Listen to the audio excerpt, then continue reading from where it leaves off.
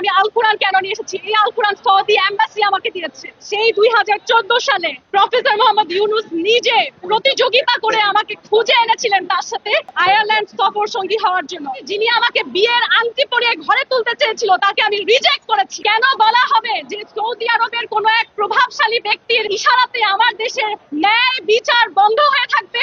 এটা তো হতে পারে না।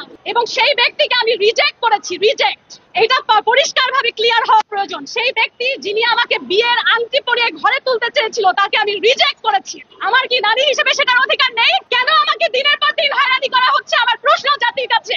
এখন পর্যন্ত আমাকে তারা মৃত্যুর হুমকি দেয়। তারা আমাকে বলে আমার সরকার নাকি ওয়াদাবদ্ধ হয়েছে আমাকে মৃত্যুদণ্ড দেওয়া হবে। কিভাবে আমার সরকার সেই ওয়াদা করে বিদেশি মানুষের কাছে আমি জানতে চাই।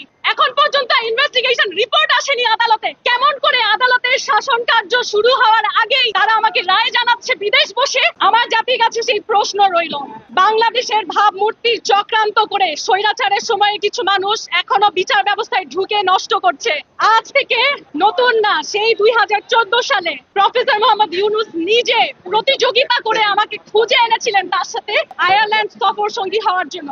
সেই সময় প্রফেসর মোহাম্মদ ইউনূসের নিজের ভাইয়ের ছেলে আমাকে রেফার করেছিলেন। আমার যদি কোয়ালিটি না থাকতো, আমার যদি জ্ঞান না থাকতো, তাহলে 2014 সালে এই সুযোগ আমি নিশ্চয়ই পেতাম না। অথচ ঈসার সাথে আমার দেখা হয়েছে এই যে ইন্টারিম গভর্নমেন্টের সময়। তাহলে তার কাছে পরিচিত হয়ে আমার আন্তর্জাতিক পরিচিতি খ্যাতি পাওয়ার কিছু নেই, বরঞ্চ তিনি তার জায়গায় বারবার করে একজন মিস বাংলাদেশ এসেছেন, একজন মিস বাংলাদেশ এসেছেন বলে নিজেকে জাহির করেছেন তার আন্তর্জাতিক মহলে। এবং আমি ধিক্কার জানাই সেই বিচার ব্যবস্থায় যেখানে মিথ্যা বলা হয় আদালতে দাঁড়িয়ে।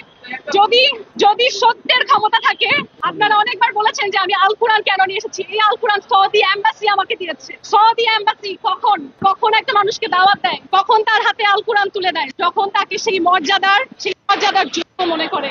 সেই মর্যাদাকে আমি সম্মান জানাই। I have my respect for Saudi Arabia because you cannot blame one country for one person's deed.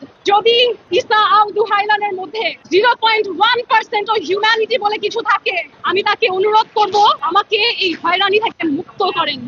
ইচ্ছাকৃতভাবে ডিলে করা হচ্ছে। একটা ফরেনসিক করতে তো অলরেডি আদিষ্ট হচ্ছে 2 মাস। আমরা একটা পিটিশন দিয়েছিলাম, যেটা হচ্ছে ওনার 2টা পাসপোর্ট আছে, পাসপোর্ট ফের হচ্ছে আমরা বিজ্ঞ আদালত নিকটে একটা আবেদন করেছিলাম। তো বিজ্ঞ আদালত আজকে আমাদের এই পাসপোর্টের আবেদনটা নামঞ্জুর করেছে।